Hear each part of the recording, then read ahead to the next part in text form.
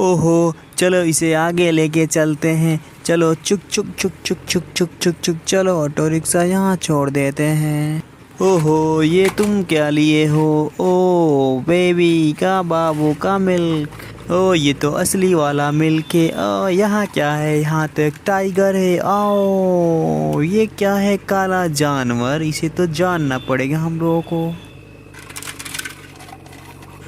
ओ ये क्या हुआ? यहाँ तो रेसिंग कार गिर पड़ा है। ओ चलो इसे इस पानी में चला कर देख देते। ओ ये तो मिल्क को धक्का मार दिया। ओहो, मिल्क को गिरा दिया। मिल्क को ऊपर रख देते हूँ।